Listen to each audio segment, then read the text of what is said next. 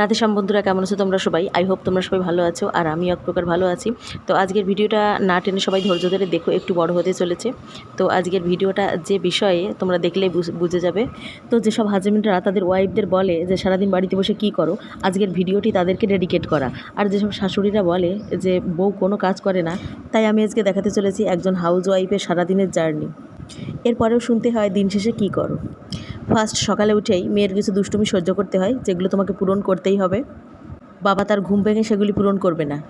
তারপর মেয়ের ডিম সিদ্ধ চাপিয়ে চলে আসতে হয় কলপাড়ে, কারণ 8টা বাজলে আর জল থাকবে না। রাতের এক গাদা এঁঠো বাসন ধোয়ার পরে বালতিতে করে বাথরুমে আর কলতলায় জল ধরে রাখতে হয়। এর মাঝে খাবার জল ধরে রাখতে হয়, আর জামা কাপড়ও ধুয়ে দিতে হয়। আসলে আমার কোনো ইচ্ছা ছিল না আমি সারাদিন কি কাজ করি না করি সেটা ভিডিও করে লোককে দেখাবো।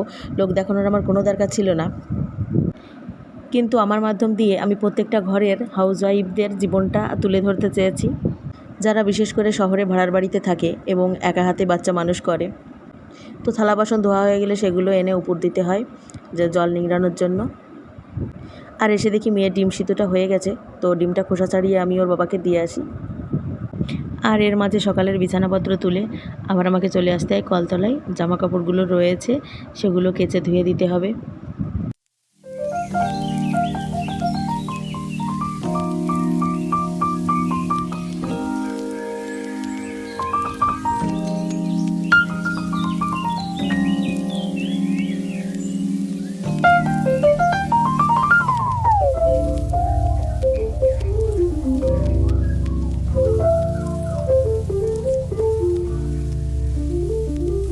তো ঘরে এসে দেখি মেয়ে আবার দুষ্টুমি করছে, স্কুলে যাবে, ব্যাগপত্র নিয়ে রেডি হয়েছে। তো আমি ঘরটা প্রথমে ঝাড় দিয়ে নেব এবং জামাকাপড়গুলো ছিল যেগুলো আমি মেলে দেব। ঝাড় দেওয়া হয়ে গেলে ঘরের দরজা এবং সদর দরজায় আমি একটু জল ছেটাবো। এরপরে চলে আসলাম উনুন পাড়ে, উনুনটা মুছে আমি ভাত চাপিয়ে দেব। এখনই ঘর মুছতে পারছি না, তাই চাল রাখার জায়গাটা একটু পরিষ্কার করে নিচ্ছি। নিয়ে চালটা মেপে নেব, নিয়ে ধুয়ে আমি উনুনে চাপিয়ে দেব। আসলে ছোটোবেলা থেকেই দেখে আসছি মা ঠাকুমাদের চাল রাখার যে জায়গাটা, সেটা না মুছে তারা চাল আনে না সকালবেলায়।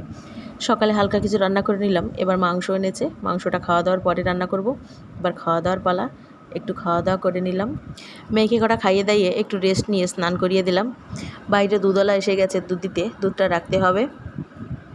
দুধটা গ্যাসে চাপিয়ে আমি মাংসের জন্য পেঁয়াজ রসুন সব কিছু পরিষ্কার করে নেব। এবার মশলাগুলো পেশা হয়ে গেলে আমি মাংস রান্না করতে চলে যাব। রান্না হয়ে গেছে, দুপুরবেলা মেয়েটা ঘুমাচ্ছে, আবার উঠেও গেছে।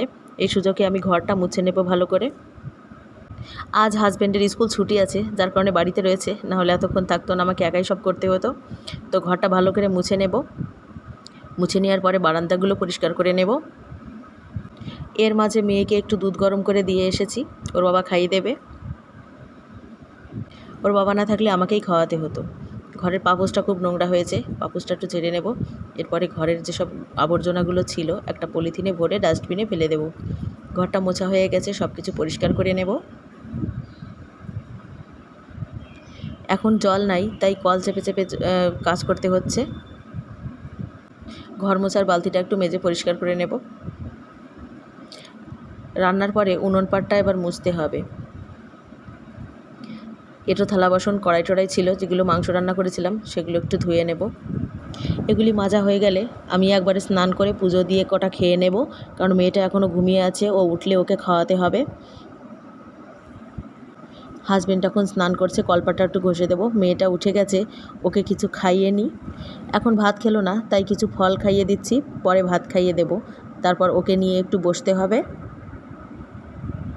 এভাবে দুপুরটা গড়িয়ে বিকাল হয়ে গেল। আবারও বিকালে সেই একই রুটিন, ঘর ঝাড় দেওয়া, উঠোন ঝাড় দেওয়া, সন্ধ্যা দেওয়া।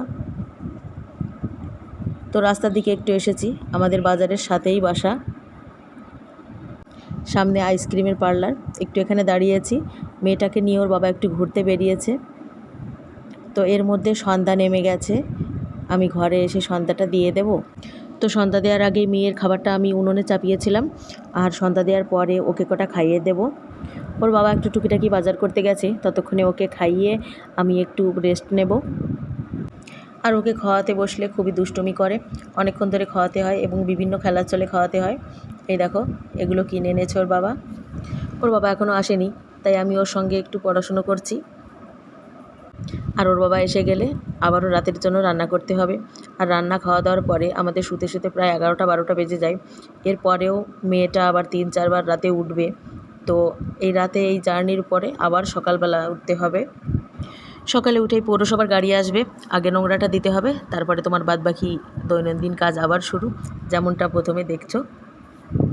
তো একজন হাউস ওয়াইফের কী কাজ থাকে না থাকে এবার তোমরাই কমেন্ট করে বলো, আমি আর কিছু বলতে চাই না। তো ভালো থেকো, বাই বাই। আমার ভিডিওটি ভালো লাগলে লাইক করো, সাবস্ক্রাইব করো। নমস্কার সবাইকে, ধন্যবাদ।